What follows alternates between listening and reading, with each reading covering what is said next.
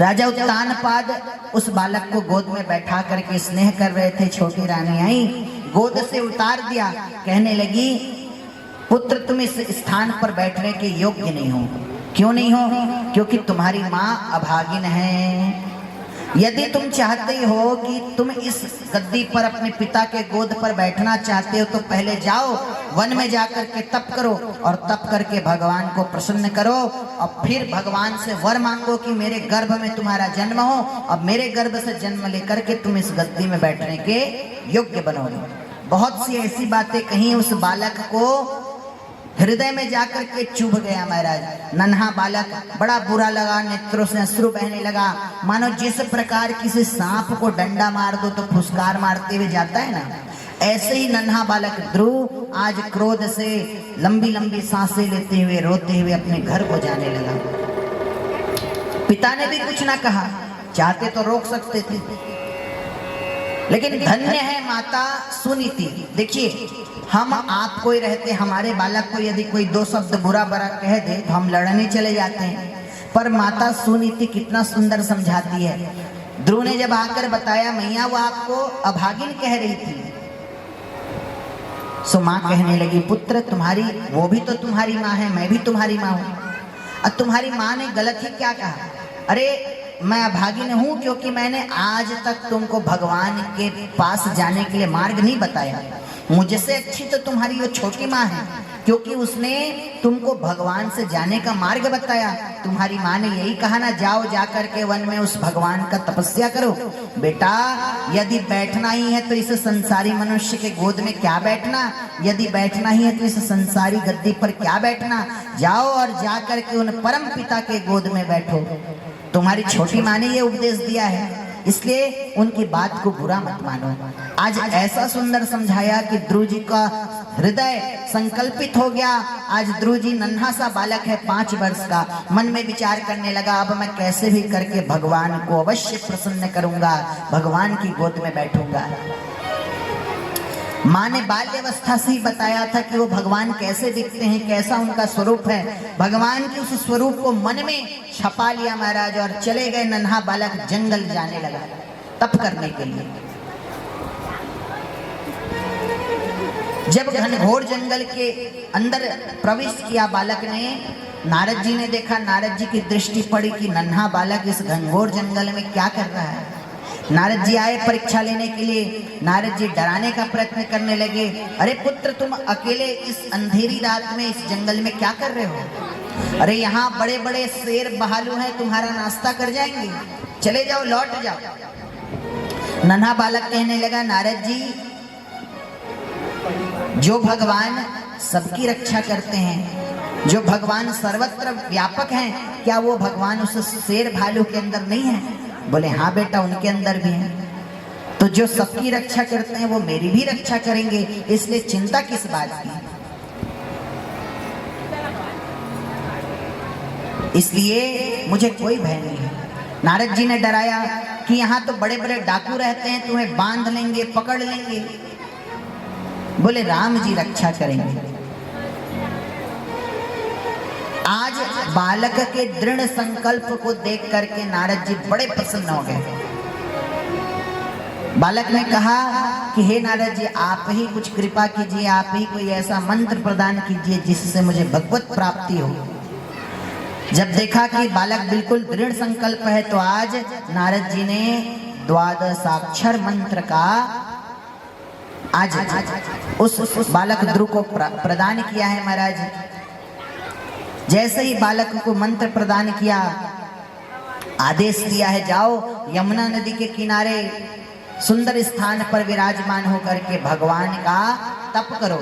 जाओ पुत्र मेरा आशीर्वाद है, बहुत शीघ्र तुम्हें भगवान की प्राप्ति होगी। गुरु आज्ञा मान करके बालक 5 वर्ष का बालक ध्रुव आज यमुना जी के किनारे जाकर के सुंदर मधुवन में और वृक्ष के नीचे विराजमान होकर के तप करने लगा। नन्हा बालक पर ऐसा कठोर तप किया महाराज, क्योंकि क्षत्रिय बालक था, दृढ़ संकल्प था। अहो तेज क्षत्रियाणाम, क्षत्रियों का तेज होता है। दृढ़ संकल्प होकर के जो तप करने प्रारंभ किया बालक ने, 5 महीने में ही भगवान की प्राप्ति कर ली ध्रुव जी ने। कितने महीने में? केवल 5 महीने में। पहले तो 3 दिवस तक लगातार तप करता, 3 दिवस के बाद नदी का थोड़ा जल पीते, फल फूल खाते, फिर धीरे से समय व्यतीत हुआ तो 6 दिन तक लगातार तप करते। 6 दिन तप करने के बाद एक बार उठते और नदी का जल पीते, फल खाते महाराज। समय जब और व्यतीत होने लगा तो 9 दिन तक लगातार तप करना प्रारंभ कर दिया। 9 दिन के बाद एक बार उठते और केवल फल खाना भी छोड़ दिया महाराज, जल पीते नदी का और फूल पत्ता खा लेते। 9 दिन और समय बीतने लगा, फिर सीधा 12 दिन तक तप करते और केवल नदी का जल पी करके फिर तप करने बैठ जाते। ऐसे करते करते समय बीतने लगा। पहला महीना बीता, दूसरा महीना बीता, तीसरा महीना बीता, चौथा महीना जैसे ही बीतने लगा, आज ध्रुव जी के दृढ़ भक्ति का परिणाम हुआ कि 5वां महीना जैसे ही लगा, आज तो निरंतर तप करना प्रारंभ कर दिया, उठना ही छोड़ दिया महाराज। केवल वायु को पी करके तप करने लगे। इनके तप के प्रभाव से पूरी सृष्टि की वायु रुक गई। सभी देवता व्याकुल होकर के भगवान के शरण में गए, हे नाथ ये कौन है, किसके कारण ये हो रहा है? भगवान ने समझाया, चिंता ना करो, ये हमारा ही भक्त है। हम अभी जाते हैं भक्त को दर्शन देने। और भगवान भी अपने दिव्य स्वरूप में आकर के आज गरुड़ पर आरूढ़ होकर के भगवान आए और आकर के प्रत्यक्ष प्रकट हो गए। प्रेम से बोलिए श्रीमन नारायण भगवान की। आज बालक ध्रुव नेत्र बंद बैठा हुआ है, भगवान साक्षात सम्मुख प्रकट हो चुके हैं, लेकिन बालक नेत्र नहीं खोल रहा। क्यों? क्योंकि मन के अंदर भी वही सुंदर स्वरूप बसा हुआ है। भगवान ने पहले तो जाकर के मन के अंदर का वह स्वरूप गायब किया है। जैसे ही मन से भगवान गायब हुए, बालक बिल्कुल अचानक से नेत्र खोलता है तो सामने उन श्याम सुंदर भगवान का सुंदर स्वरूप देखता है, अद्भुत स्वरूप देखता है। चतुर्भुज में भगवान शंख चक्र गदा पद्म धारण किए प्रकट है। बड़ा ही आनंद आने लगा बालक को। अब बालक विचार करने लगा कि भैया मैं तो ज्यादा पढ़ा लिखा हूं नहीं, 5 वर्ष का बालक हूं, ज्यादा पढ़ा लिखा नहीं हूं, तो भगवान से क्या स्तुति गाऊं, क्या कहूं। भगवान ने बालक को जैसे ही अपने शंख का स्पर्श कराया है, स्पर्श मात्र से ही बालक अद्भुत स्तुति गाने लगा। पहले तो चिंतित था, क्या बोलूंगा। अब इतना सुंदर स्तुति गाने लगा कि क्या ना बोलूं।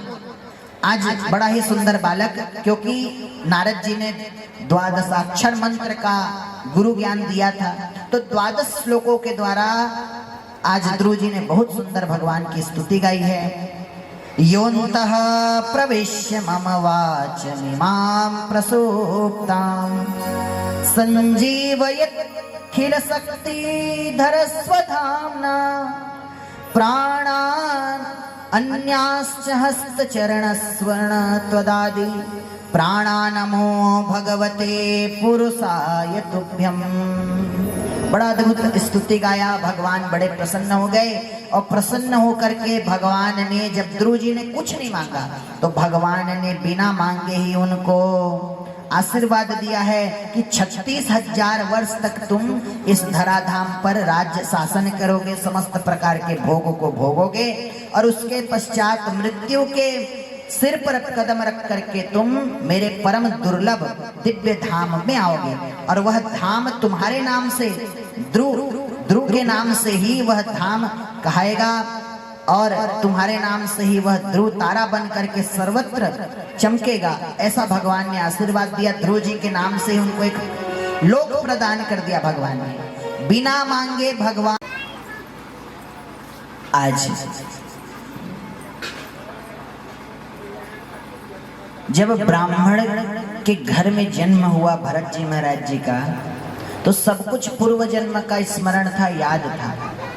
सब कुछ याद रहते हुए भी नाटक करने लगे कि हम कुछ नहीं जानते, क्योंकि भरत जी को ये बात पता थी, अगर यदि आज हम पिताजी को गायत्री मंत्र याद करके सुनाएंगे तो कल बोलेंगे जाओ सत्यनारायण कथा करके आना यजमान के यहाँ, उसके बाद बोलेंगे जाओ विवाह करा के आना, और उसके बाद एक दिन हमारा ही विवाह कर देंगे, अब फिर हम इसी प्रपंच में फंस जाएंगे। इसलिए आज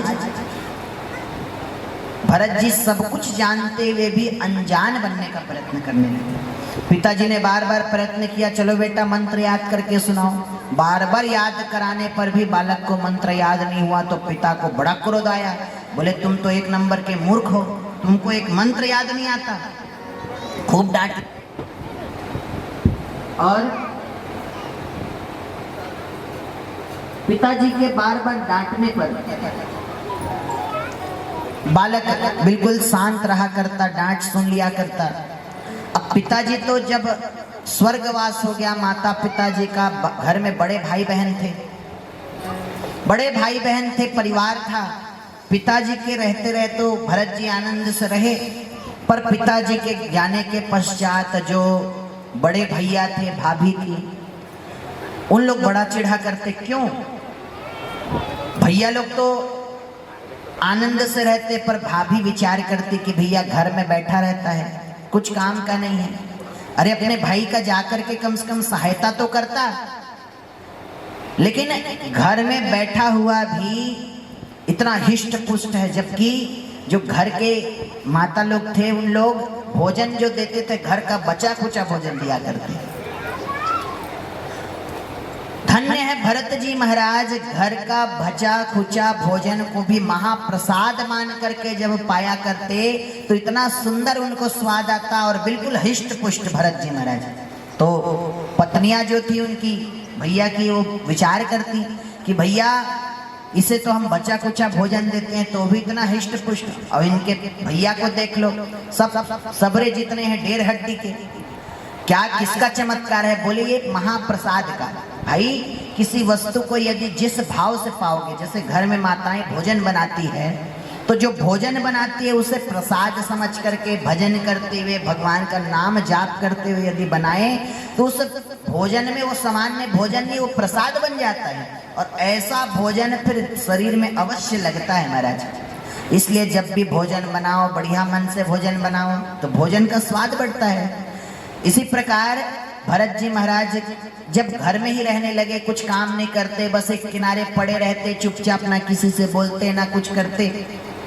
खाने को दे दो तो खा लेते, नहीं दो तो भूखे रह जाते महाराज। एक दिन घर के बड़ों ने चिल्लाया कि घर में बैठे रहते हो, जाओ भाई की जाके सहायता करो। सो आज भरत जी महाराज भाइयों के साथ खेत में गए। बड़े भाइयों ने समझाया कि क्या काम है? बोले यहाँ पर गड्ढा खोदना है, ऐसे गड्ढा खोदो। भरत जी महाराज ने ऐसा गड्ढा खोदा महाराज कि वहां कुआं ही बन गया।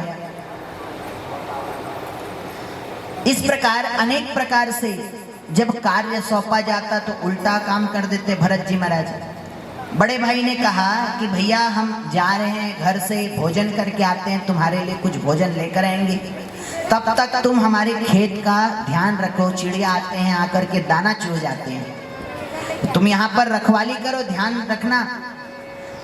भैया ने कहा कि खेत को देखते रहना। अब भैया चले गए तो भरत जी सच में खेत को देखने ही लग गए। चिड़िया आने लगी और दाना चूह करके खाने लगी। भरत जी ने मन में विचार किया, ना चिड़िया हमारी ना ये खेत हमारा, सब कुछ तो भगवान का है। तो भगवान की वस्तु यदि भगवान का सामान खाए तो हम कौन होते रोकने टोकने वाला।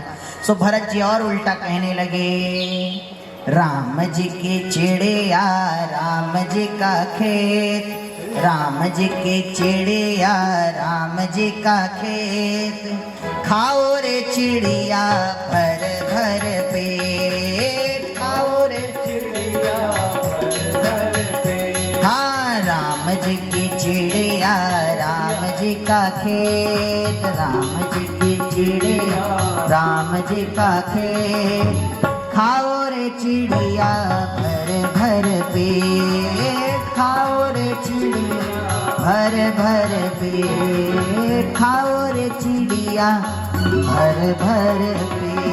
अब तो बिल्कुल एकांत में कहीं पर भी बैठ जाते, दिन रात मैया के सामने संकल्प किया कि भगवती यदि आप मुझे पुत्र दोगे वो लेकर के आओ, उसका बलि देंगे। तो उसके जितने शिष्य थे सब ढूंढते हुए आए महाराज, देखे कि मार्ग पर बैठे हैं हट्टे कट्टे जड़ भरत जी महाराज। बोले चलो भैया। श्रृंगार के बाद बढ़िया अनेक प्रकार के भोजन लाकर देने लगे, सभी आने लगे बलि लगाने के लिए। तो भरत जी को बात समझ में आई कि जब राम जी की इच्छा से स्नान हो गया, राम जी की इच्छा से श्रृंगार हो गया, राम जी की इच्छा से भोजन हो गया, तो यदि राम जी की इच्छा से रखते हैं, भरत जी का कितना बढ़िया भाव है। भरत जी बस यही भाव रखते हैं, हमारे साथ श्री रघुनाथ को किस बात की चिंता, हमारे साथ श्री रघु दिन रात क्यों बिन बात की चिंता, हमारे साथ तो किस बात की चिंता, किस बात की चिंता कर दिया। पर प्रत्यक्ष भगवती वहां पर विद्यमान थी, भद्रकाली की। राजा रघुगण ने जैसे ही, अब जो राजा के 4 पालकी चलाने वाले सेवक थे उनमें से जो आज तक शांत थे, पर आज जीवन में पहली बार भरत जी ने, जड़ भरत जी ने राजा रघुगण को उपदेश दिया है। क्या कहा? राजा रघुगण से श्री जड़ भरत जी कहते हैं, राजन तुम किसे मोटा पतला बोल रहे हो? तुम जिसे मोटा पतला बोल रहे हो मैं नहीं हूं, वो तो यह पंचरथित अति अधम शरीर है। मैं तो ईश्वर अंश जीव अविनाशी हूं, मैं तो सब परमात्मा का अंश हूं, भगवान का अंश हूं। तुम मुझे नहीं कह रहे हो मोटा पतला, तुम इस शरीर को कह रहे हो। ऐसी वाणी सुनी तो रघुगण को बड़ा आश्चर्य हुआ। बोले ये वाणी तो किसी विद्वान की है कौन? जरा ध्यान लगा करके देखूं। ऐसे भाव से जब देखा तो कंधे पर यज्ञोपवीत दिख गया।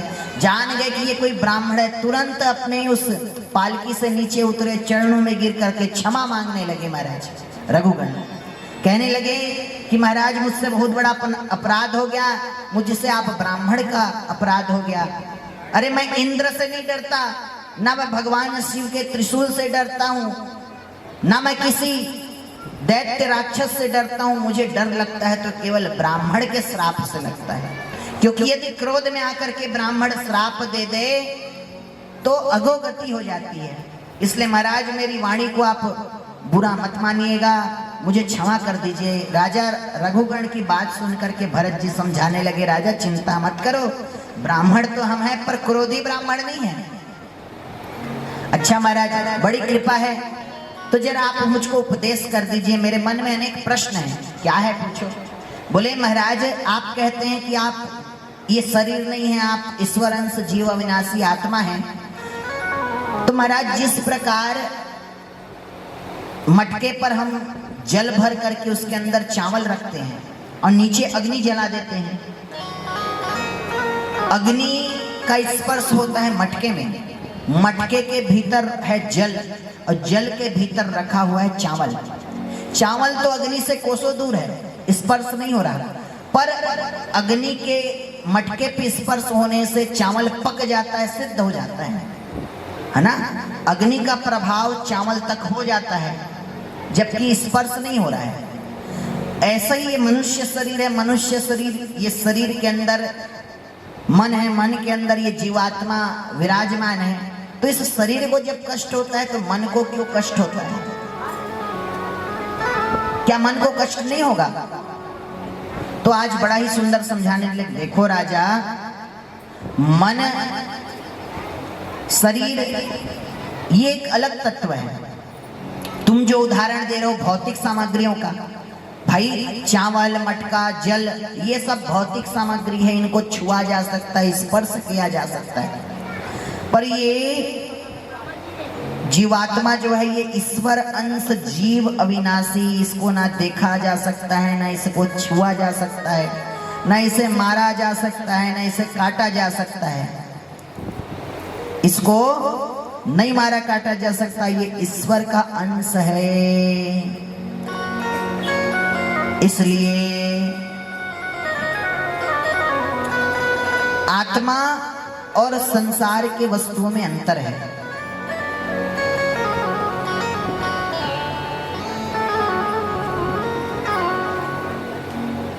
इसलिए राजन, इन व्यर्थ की वस्तुओं में ना ध्यान लगाते हुए भगवान के चरणों में ध्यान लगाओ। बड़ा ही सुंदर रघुगण को श्री भरत जी ने उपदेश दिया, आत्म तत्व का ज्ञान दिया है और बहुत सुंदर सुंदर बातें का उपदेश देते हुए आज रघुगण का भी उद्धार किया है। प्रेम से बोलिए भक्तवत्सल भगवान की जय। आइए एक सुंदर भजन श्रवण करें, फिर आगे की कथाओं को श्रवण करेंगे। बोलिए बांके बिहारी लाल की जय। एक बार सभी दोनों हाथ ऊपर करके प्रेम से बोलेंगे राधे राधे। शाम मिलन की आस रे, शाम मिलन की आस,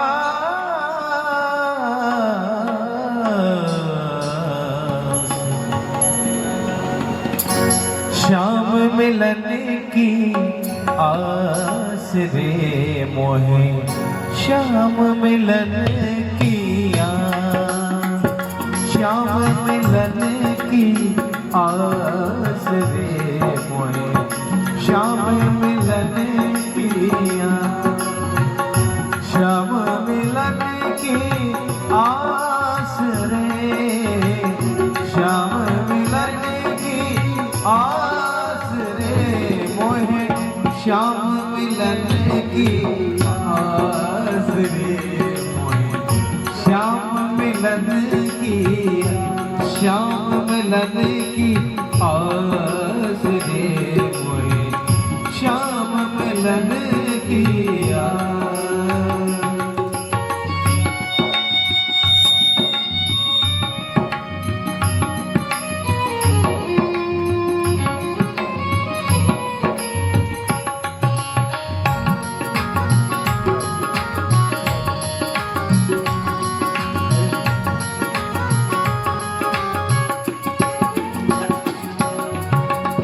अखियों में तुम हो, सांसों में तुम हो, अखियों में तुम हो, सांसों में तुम हो, इस जीवन की राहों में तुम हो, इस जीवन की राहों में तुम हो, तोरे द्वार की प्यास रे, तोरे द्वार प्यास रे मोहे, श्याम मिलन की आस रे मोहे, श्याम मिलन की आस, श्याम मिलन की आस रे, श्याम मिलन आस रे मोहे, श्याम मिलन की आस रे मोहे,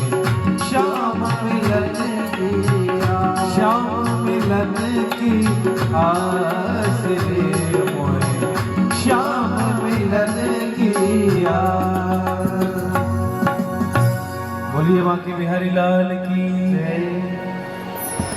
आवाज खोल छोटू थोड़ा, आवाज खोलो, आवाज थोड़ा खोलो भैया। राधे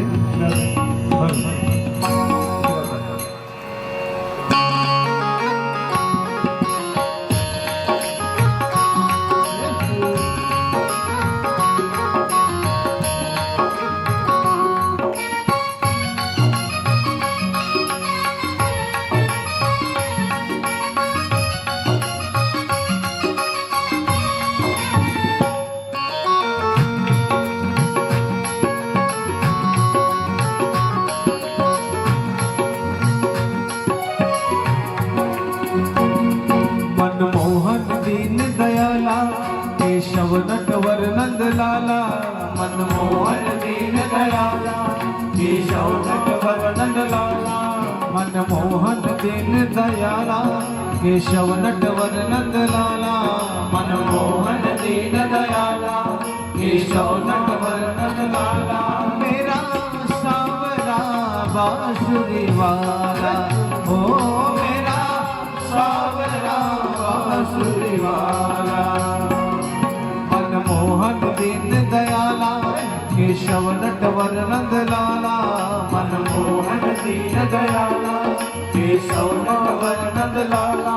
मेरा सावरा बांसुरी वाला, ओ मेरा सावरा बांसुरी वाला।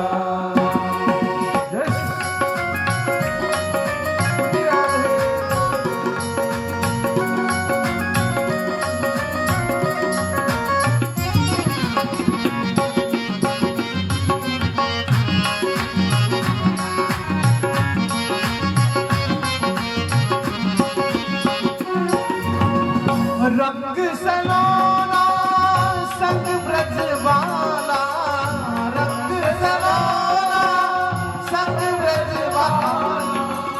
हाथ में बंशी गले में माला, हाथ में बंशी गले में माला। हाथ में बंशी गले में माला, हाथ में बंशी गले में माला, गले में माला। कजरारी आंखों वाला, केशव नटवर नंद लाला। कजरारी आंखों वाला, केशव नटवर नंद वाला। मेरा सावरा बांसुरी वाला, ओ मेरा सावरा बांसुरी वाला।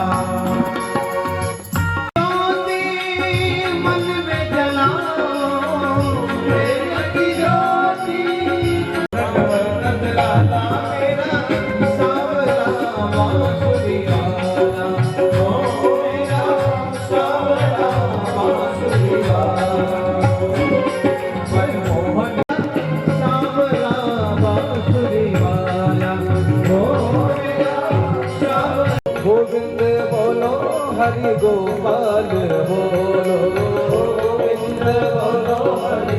राधा रमण हरि गोपाल बोलो, राधा रमण हरि गोपाल बोलो, राधा रमण हरि गोपाल बोलो। गोविंद बोलो हरि गोपाल बोलो, हरि गोपाल बोलो। उठाइए दोनों हाथों। राधा रमण हरि गोपाल बोलो, राधा रमण हरि गोपाल बोलो, राधा रमण गोपाल बोलो, गोपाल बोलो, गोपाल बोलो। राधा रमण हरि गोपाल बोलो, राधा हरि गोपाल बोलो। बोलिए बाकी बिहारी लाल की। इसलिए बिहारी लाल की जय। आरती उतारो अपनी भागवत भगवान की, आरती उतारो, आरती उतारो अपने भागवत भगवान की, आरती उतारो, आरती उतारो अपने भागवत भगवान की, आरती उतारो, आरती उतारो अपने भागवत भगवान की, आरती उतारो, आरती उतारो प्रभु जी, आरती उतारो, आरती उतारो प्रभु जी, आरती उतारो, आरती उतारो प्रभु जी, आरती उतारो, आरती उतारो प्रभु जी, आरती उतारो, आरती उतारो प्रभु जी, भागवत भगवान की, आरती उतारो, आरती उतारो अपने भागवत भगवान की, आरती उतारो।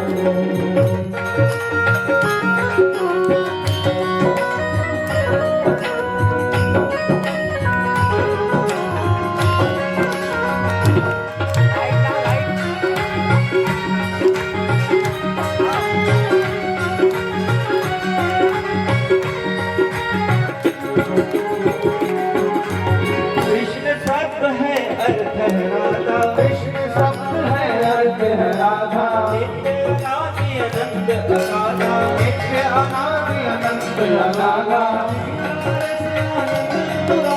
लीला रस रंग अनुराधा, रास रहस्य सुधा अगाधा, सागर में लहरे जैसे, लहरों में सागर जैसे, ऐसे तरल छवि प्यारे श्याम श्याम की। उतारो अपने भागवत भगवान की आरती उतारो, आरती उतारो अपने भागवत भगवान की आरती उतारो।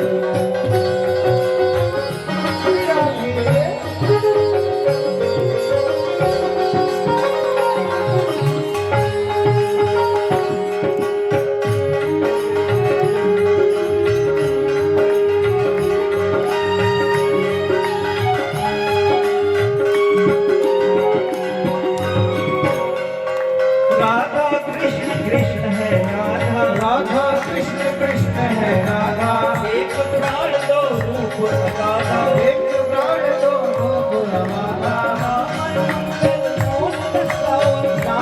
मंगल मूल सावन, त्रिविध ताप हर जन मन भाव, त्रिविध ताप हर जन मन भावन, जय हो मथुरा धाम की, जय हो गोकुल के श्याम की, जय गोकुल के श्याम की, जय हो वृंदावन धाम की। आरती उतारो अपने भागवत भगवान की, आरती उतारो, आरती उतारो अपने भागवत भगवान की, आरती उतारो।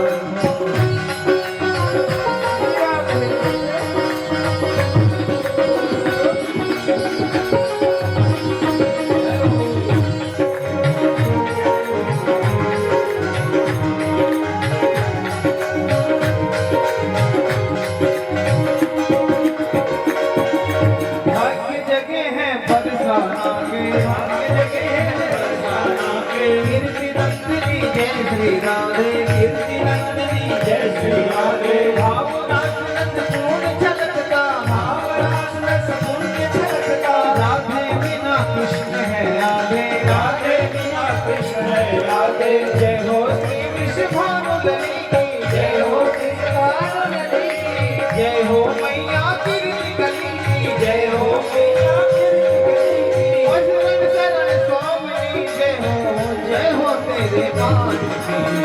आरती उतारो अपने भागवत भगवान की, आरती उतारो, आरती उतारो अपने भागवत भगवान की, आरती उतारो।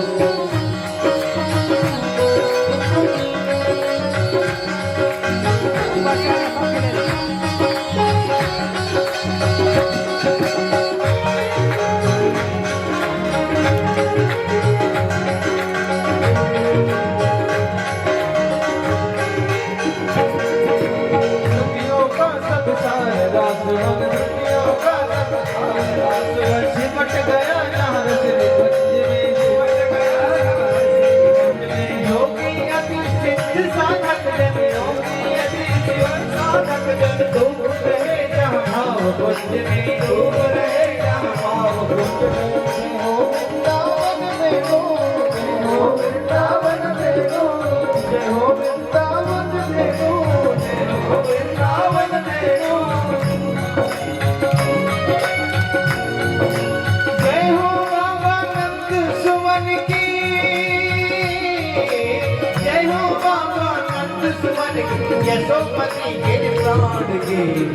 आरती उतारो अपने भागवत भगवान की, आरती उतारो, आरती उतारो अपने भागवत भगवान की, आरती उतारो। निगम कल्पतरु की छाया में, निगम कल्पतरु की छाया में, आए हैं हम हाथ पसारे, आए हैं हम हाथ पसारे। सूखे सुनने ही बेले हैं हम, सूखे सुनने ही बेले द्वार तिहारे, करे याचना द्वार तिहारे। दे दो अब जीवन की शांति, दे दो अब जीवन की शांति। मिट जाए सब जी की क्रांति, मिट जाए सब शिव का ध्यान। जीवन में रसधार बहे, जीवन में रसधार बहे, बस भागवत पुराण की आरती उतारो हमसे भागवत भगवान की। आरती उतारो हमसे भागवत भगवान की। आरती उतारो, आरती उतारो सबकी आरती उतारो, आरती उतारो सबकी आरती उतारो, आरती उतारो सबकी आरती उतारो, आरती उतारो सबकी आरती उतारो। प्रभु जी आरती उतारो, आरती उतारो प्रभु जी आरती उतारो, आरती उतारो प्रभु जी आरती उतारो, आरती उतारो अपने भागवत भगवान की। आरती उतारो, आरती उतारो अपने भागवत भगवान की। आरती उतारो। कर्पूर गौरम करुणावतारम सत्सारसारम भुजगेन्द्रहारम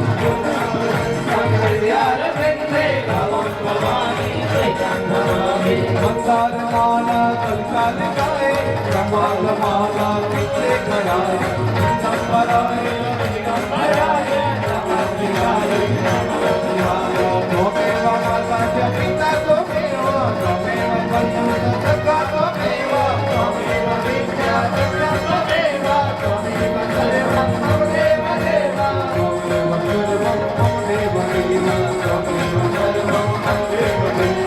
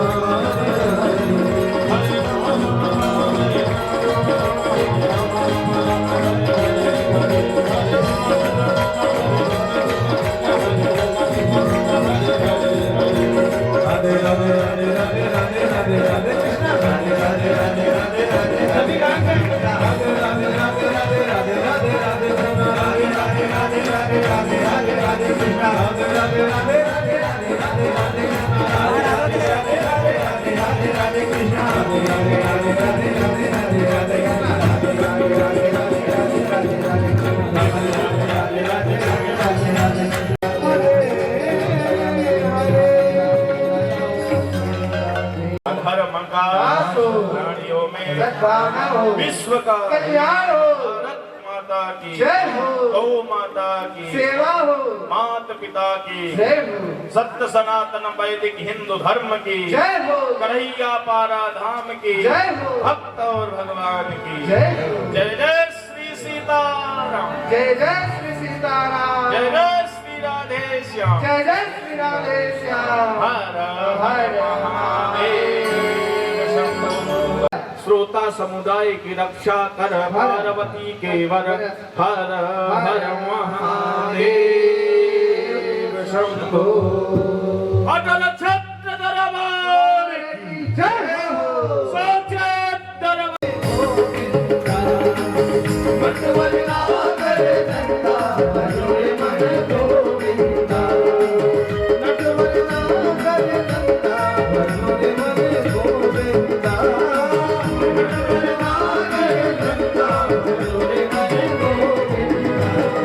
गोविंदा गोविंदा भगवान